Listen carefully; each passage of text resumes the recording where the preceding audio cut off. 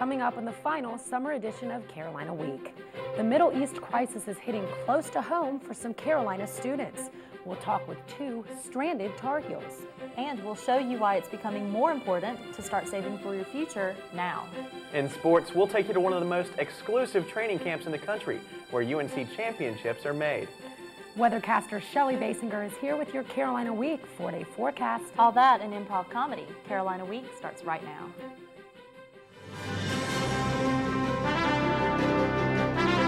From the School of Journalism and Mass Communication at the University of North Carolina at Chapel Hill, this is Carolina Week.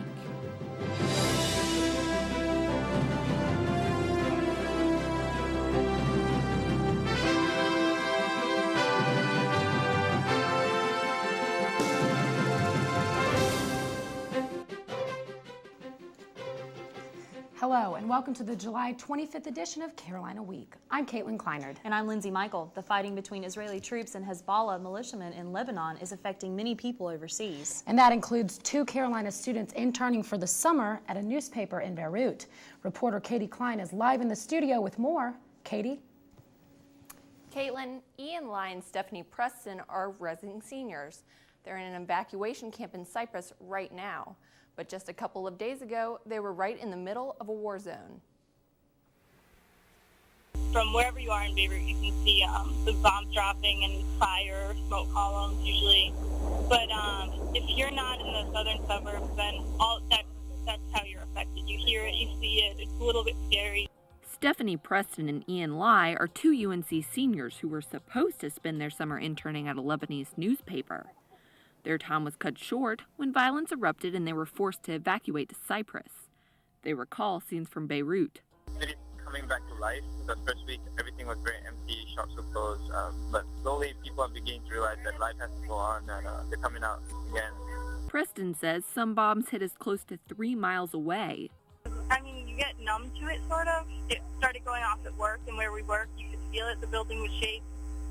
And people would just kind of look up on the wires which ones had been hit this time and what's going on. Both students say the Lebanese are unhappy about the fighting. The general mood, to summarize, is one of resentment against Hezbollah and Israel, both parties for dragging them and the country into a war which nobody actually wanted to fight. Preston recounts looking over the city of Beirut. You could feel the jets that flew right over your head, and just, if they wanted to drop a bomb, then that's it. Like, it's a very helpless feeling. Although they're happy to be in a safer environment, the evacuation process is long. The students don't know when they'll be able to return to the U.S. Oh, no one can tell you. They say 30 hours to 24, 48. And they don't even know when they're getting flights or who's giving them flights. Ian and Stephanie don't know when they'll get home. As far as we know, they're the only UNC students who are in Lebanon. UNC has students around the world in various study abroad programs. The director of that department says it's important to keep up with the news to be able to advise those students effectively. My senior staff are responsible for this 24/7, 365. There is not a day that goes past when I and my senior staff are not monitoring whatever we consider to be a potentially difficult situation. Anytime we go abroad, whether it's to study, intern, or just travel for fun, officials want us to be aware of potential dangers, especially when we go to hotspots like the Middle East. This is Katie Klein reporting live in the studio. Thanks, Katie. But police still have no leads about the violent assault that left a homeless man in the hospital last week. This was where someone beat Randolph Long early in the morning of July 16th. Witnesses say a group of 10 to 15 youth beat Long on the sidewalk of Franklin Street, but he's now out of the hospital and back on the street. And word around town is that a verbal exchange led to the attack by the group. Long remembers little and is glad to be alive. I got stitches right there. The hospital said I got to hit with a stick, a bat, or something like that big. I didn't see. After that, I went out. And other homeless men told us they think the group was from Durham. Police say the assault could have been gang-related. A heat wave has plagued North Carolina, and people are seeking many ways to find relief. With temperatures nearing 100 degrees, many people are finding ways to cool down. With this record-setting temperatures, many are staying near the water. If you don't like to swim, you might want to stay in the shade. The breeze off the water also makes the heat more bearable. Michael Easley says he tries to stay inside. I try to avoid the sunlight as best I can and stay inside near air conditioning, somewhere near a water source, so that I don't have to deal with the summer heat. When you do venture outside, don't forget to protect yourself from the sun by wearing sunscreen. If you're lying in the sun, you should remember to wear at least an SPF of 30. Also, you should apply sunscreen before you even go outside because it takes at least 30 minutes to take effect. Catherine Powell knows the importance of sunscreen. I definitely, obviously, do stay in the sun, but I think that sunscreen is really important, not only for anti-aging, like I don't want to be all wrinkly when I'm older, but I have skin cancer in my family, so I definitely understand the importance of wearing it. Sunscreen helps prevent aging and skin cancer caused by the sun's damaging rays. However, it does not completely protect. You might also consider wearing a hat or staying out of the sun altogether. And you should be thinking about saving more than your skin for the future. The trustees of Social Security and Medicare now estimate that the Social Security Trust Fund will run out of money in 2040. With a generation of young Americans relying on credit cards and increasing debts from student loans and rising interest rates, learning to save for the future might prove difficult. Senior Jessica Rain says most students don't understand the urgency of the situation. I guess I think that people our age will have a hard time adjusting because we don't know about it. We don't know that we're not going to get Social Security. Financial planners say the Roth IRA is the best bet for young savers. If you save up an account early with the maximum amount of $4,000, you can close out that account after age 59 and a half with no income tax on the interest it earns. If the account is transferred to a beneficiary, that person will retain the same rights. Well, you might not be able to open an IRA right now, but you can start saving anytime.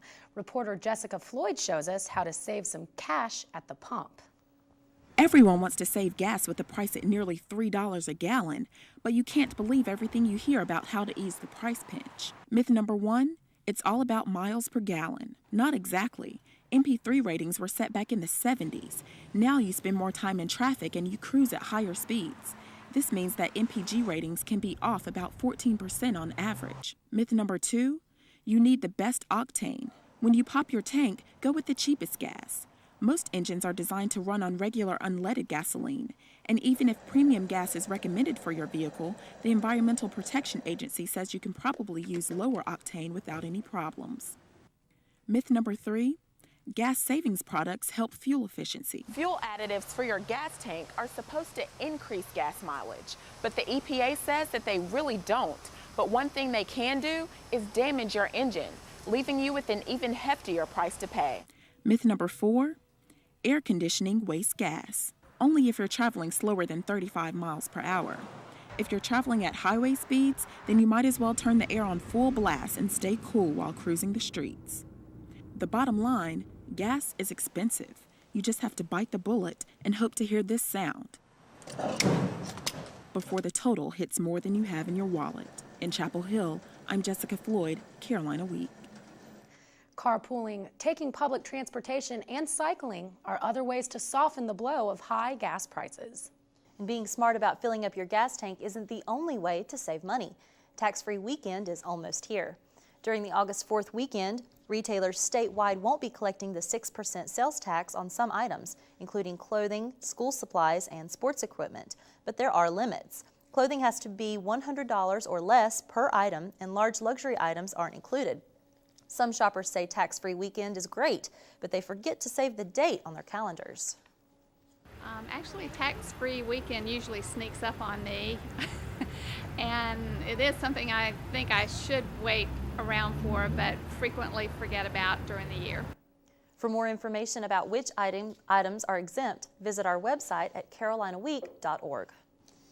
So, Lindsay, how many reporters does it take to change a light bulb? Well, if it includes sportscaster Phil Jones, it's definitely going to take more than one. Well, lucky for Phil, pretty soon with an LED light, it won't matter. When we come back, we'll show you the future of lights.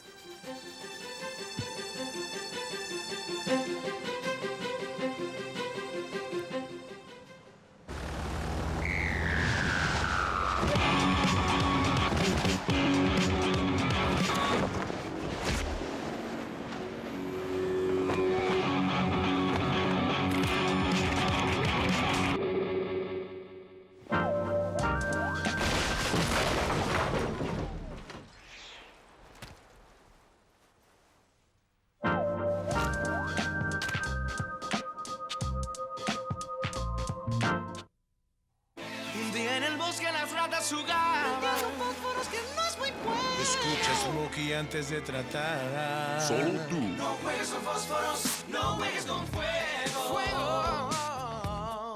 No hay nada perturbable como asustar a un pobre ratón sin casa en que vivir. Si un hermoso bosque es lo que deseas, no juegues con fósforos, no juegues con fuego. Solo tú puedes prevenir los fuegos en áreas naturales. Are you in the dark about LED lights? Reporter Jerry Simmons has the story. Lights are everywhere on the streets and at your home. But how often do you notice the lighting around you? Sertaria Hilliard says she thinks about lights most when she changes a bulb. Well, the first thing you want to do is turn the switch off so you won't burn your hand or something. And then, after it cools down a little bit, you unscrew it. And then you get you a new one. And then you screw your new one in. The process she describes is something Americans have done for years with incandescent and fluorescent light bulbs. But if you look at this traffic light or this cell phone, you'll notice LEDs or light-emitting diodes. LEDs are found in big electronics like traffic lights, but you can also find them in everyday situations. Just take a look at this classroom. You'll see a LED light right here on the laser printer. This scanner, this computer, and this mouse all have LED lights. There are several advantages to LED lights. They are power efficient and have a long lifespan. They can last up to 10 years. LEDs fail by dimming over time instead of the abrupt burnout you get with conventional lighting. They also give off less heat and light up quickly. If you're thinking of replacing your bulbs with LEDs, you might want to wait. This is a LED bulb and using it would cost you. Lois Lewis says she would be willing to try LEDs if the cost decreases. Well, I like to try different things. I would try them to see how they work. If it didn't work as well as I thought it would or do what I thought it ought to do, then I would go back to my old ones. LEDs have transformed the light industry. In Chapel Hill, I'm Jerry Simmons, Carolina Week. Proponents of LEDs expect that technological advances will reduce costs so that these lights can be introduced into most homes by 2020. Obesity is on the rise among children. The Kaiser Family Foundation studied how companies advertise food to kids online and found things every parent should know. Parents should be aware children are playing more than the piano, the PlayStation, or online games for fun. Food companies are now luring kids online with adventure games like this or webisodes like this one. Yes, it sort of makes me want to keep eating Lucky Charms. It was very entertaining. No, not really. I'm just still going to stay at the cereal I like to eat. According to the study, these food advert games are less widespread than TV commercials, but involve children more deeply and for longer periods. The study also found 75% of food websites offer games. About half of the websites encourage kids to email their friends about the food. More than a quarter of the sites let kids join to find out about new brands or exclusive offers, but only half of those required permission. Research shows that our generation, now called the millennials, spends about 2.5 hours online every day. Jen Manis says for local bands trying to get their names out, that's a good thing. The stepping stone to rock stardom is at your fingertips, literally.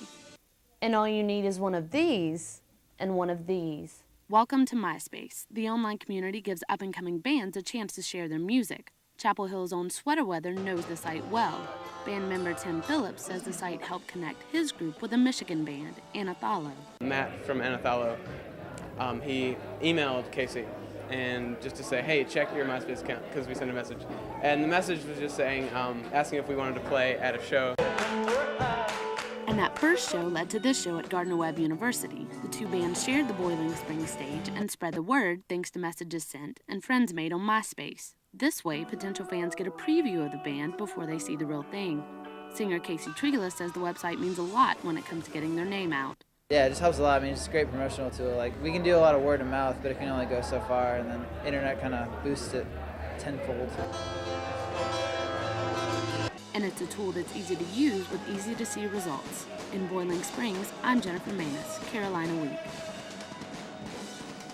More than 100 local musicians have MySpace profiles, including Roman Candle, Spencer Acuff, and former UNC cliffhanger Brendan James.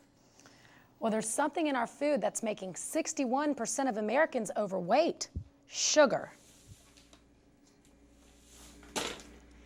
Do you know how much sugar is in your food? Most Americans don't, even though it's usually listed right on the box with the other nutrition facts. Sugar equals calories, and calories turn into pounds. Now, there's no need to worry about the good sugar that comes from fruit. What you do need to worry about is the bad sugar that comes from sweetened products like soft drinks. College student Andrew Marvin is an avid soda drinker and never looks at the sugar content. I don't know why I don't look at it. That's just, I buy what I want to eat, and I buy what I want to drink, and I eat it and drink it. And unless Americans are blessed with good metabolisms like Marvin has, they'll continue to struggle with weight. But just by taking that extra step and cutting back on sugar, you can lose at least some of those extra pounds. You know what? It was sunny when I came to campus today, but all of a sudden it started to rain really hard, and I heard our weathercaster Shelly had trouble getting in today. I was going to say, it wasn't sunny for me. I thought I was going to have to build an ark to get up here. It was torrentially raining, so we're going to see it clear up a little bit, though. We're going to see some showers in the mix, though, on the weekend, so unfortunately. But gray clouds were almost all that lined the sky on Tuesday, but a puddle isn't enough to keep people from stopping to smell the roses. Will it be wet or dry for the rest of the week? The answer coming up.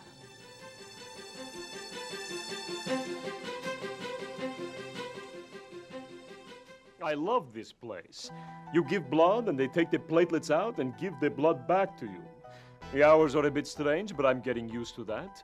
I come whenever I can, after all. Isn't it better to give blood to them than to you know who? Just kidding. For more information on how you can donate, contact the UNC Blood Center. I think I'll give O negative today. Boy, that guy is weird.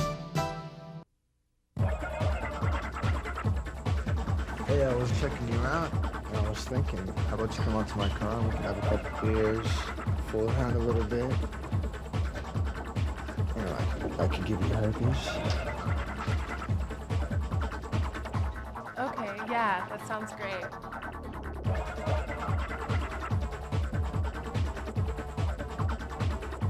Mad. Face the brutal truth about underage drinking.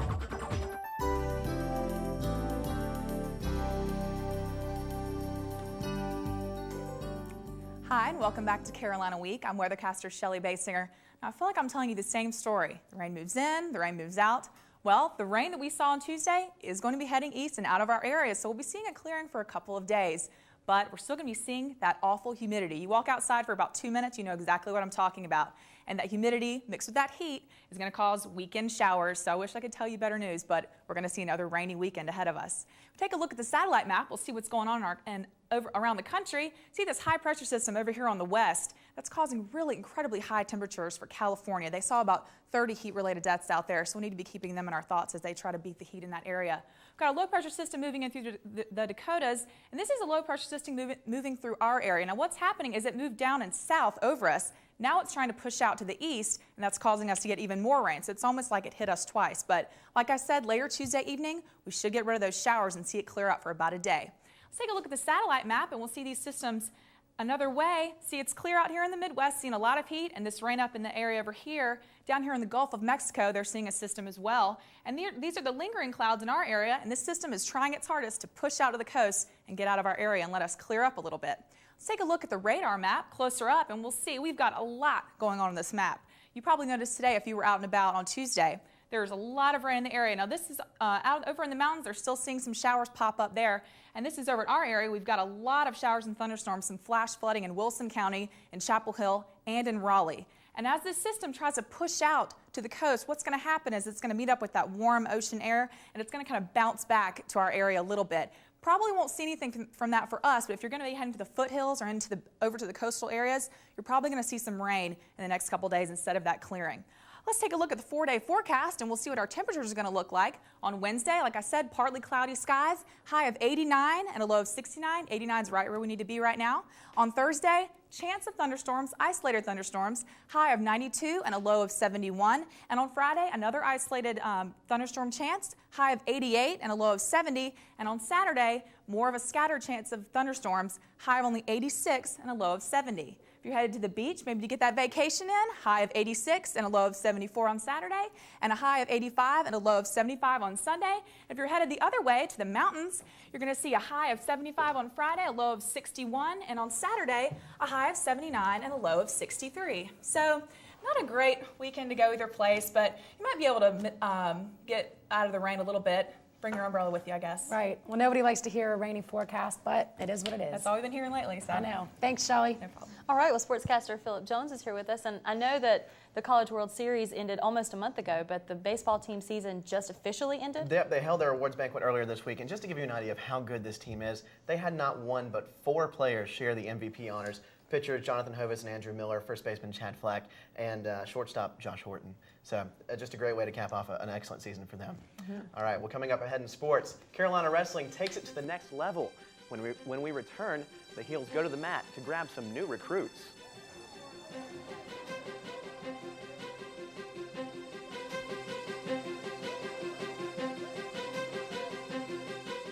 Really sorry. Hey, we tried hard. Don't tell me to calm down. I hate that. Stop acting like an animal. You're in public. I will knock you into next week. Stop it. No, I'm not going to stop it. That's it. We are leaving like an right animal. now. We are leaving right now. Get up. Susanna, I said we're leaving.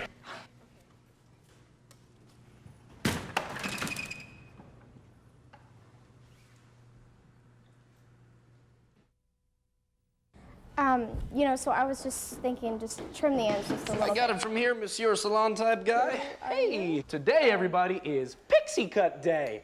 We're gonna take it real short and then we're gonna dye it. Jet black, the look that says, I scribble dark lyrics in my journal. No, Pixie Cut. It just says, I've got issues. I don't have issues. Well, you will after this haircut. Pixie Cut it is. I Yes. don't want a pixie cut. Yes, you do. No, I don't. Yes, you do. What up? Stuart Scott from ESPN. I'm here in Chapel Hill in the Dean Dome. But you know what? When I go home and turn on my TV, I'm actually not watching Sports Center when I'm here in Chapel Hill. I'm watching Carolina Week Sports. Booyah! Welcome back to Carolina Week Sports. I'm Philip Jones. The Carolina wrestling team will be taking on some of the nation's best talents when the Heels host Northwestern, Purdue, and Wisconsin in the inaugural ACC Big Ten Challenge this fall. Coach C.D. Mock's recruiting class for the upcoming year includes a former Big Ten standout who could give the Heels an advantage come November. Keegan Mueller is transferring to Carolina from Ohio State and will wrestle at either the 157 or 165-pound weight class for the Tar Heels. The rising junior was a starter on his Buckeyes squad. The rest of the Heels recruiting class includes Ben Fiacco and Jake Forestier, a pair of transfers from Old Dominion, and incoming freshman Jeremy Shaw, whose older brother Bobby is a senior on the team. This year's squad will feature a half-dozen seniors, including heavyweight Spencer Nadolski, who you see here. Last year's team captured the 17th ACC title in school history before finishing 47th in the NCAA championship tournament. 9 of the Heels' 10 starters from that team are returning for this season. Tar Heel defensive lineman Khalif Mitchell will not return to the football team for the 2006 season. The team hasn't announced a reason for Mitchell's dismissal, but Coach John Bunting said Mitchell will be welcome to return to the team at a later date. Mitchell came to the Tar Heels as a freshman in 2004 and secured his place in Carolina history by in that same season, causing and recovering a fumble on the goal line that led to a victory against NC State. Well, Carolina boasts the most dominant program in Carolina women's soccer history. The secret to their success? Starting early. While most Carolina athletes have the summer off, UNC coaches don't get the same break. Coaches spend their summers working at sports camps. At UNC Girls Soccer Camp, it's where national champions are trained.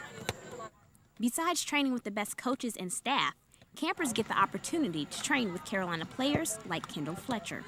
I worked camps all through my 4 years at Carolina. I love doing it, and so whenever I get a chance to come back, I love to come back and see the kids and work a few days and do demos. With about 450 girls attending each camp, the UNC women's soccer coaching staff sees a lot of talent and gets a head start on planning future teams. It's just a great environment to be in as a player. You develop so much and have a good time while you do it. These girls are developing into great athletes and great players. Some of the top players might get the chance to play in the ACC, and a few maybe even for UNC. Carolina player Jennifer Perkins says that it's not rare to catch a future Tar Heel at summer camp. We actually have a girl coming in that we recruited from camp. So we get some girls. Which young girl wouldn't want the chance to play for UNC and win a national championship? Campers must stay on their game, be patient, and anticipate the day when they may be called to play for the great coach Anson Dorrance. In Chapel Hill, I'm Kamisha Darden, Carolina Week. And if there's anyone that knows anything about winning and succeeding, it's Carolina women's soccer players and coaches. The Heels have won 18 of the 27 national titles in women's soccer. Oh, wow. That's incredible. Truly champions. Thank you, Philip. No problem. Okay, Lindsay, what would you expect a reporter and a comedian to have in common? What is up with you and the jokes today? I'm just trying to keep you on your toes, Lindsay. Geez. Just like the folks over at the Dirty South Improv. When we come back, a glimpse into the world of quick thinking and fast-paced comedy.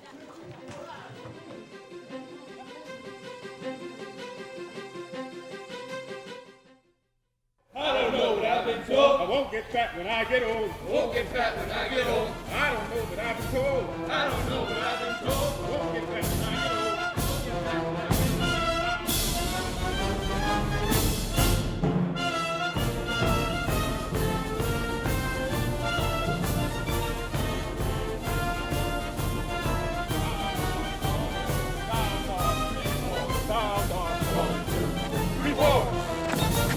Get moving. See what a 10% weight loss can do for you.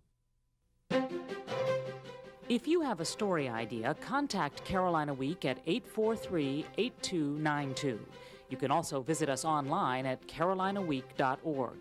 If you have questions about this program, write Carolina Week at Campus Box 3365, UNCCH, Chapel Hill, North Carolina, 27599. It's nice to know that in a world so busy with online advertising and top-dollar film productions, we can still find simple, local entertainment. Especially when it means an evening of laughs. Reporter Susan Tart explores the hard work and rewards behind Carborough's Dirty South Improv comedy group. Running around on stage might look like nonsense, but at the Dirty South Improv Comedy Theater in Carborough, they take comedy seriously. A lot of people think of improv comedy and they think, oh, that's funny, haha, jokes, jokes, jokes. But we really take it seriously. We treat improv comedy as theater. Zach Ward recently won another award to add to the theater's wall, an Indy's 2006 Triangle Arts Award. Members of the DSI family share his love for improv. It's the next best thing to being a rock star. In fact, it's better than being a rock star. I was increasingly unpopular in high school, and to deal with my unpopularity, I made jokes about it. I do it for the chicks. So it's a lot of fun. It's hard for the members to not have a sense of humor, but that's exactly what has given DSI national acclaim and keeps audience members filling up the seats for 7 shows every week. DSI also teaches classes for people at all levels. This includes playing games to loosen up the imagination. When we teach people to improvise, we don't teach them to be funny, we develop their sense of humor. And for the people of DSI, a good sense of humor is like their sixth sense. In Carborough, I'm Susan Tart, Carolina Week. Well, I think my jokes were just as good as theirs. No. Maybe not. Guys, thank you so much for letting us into your homes this summer. This is the last summer edition of Carolina Week. We'll be back on August 30th, but thank you so much for watching and have a good night. Thanks.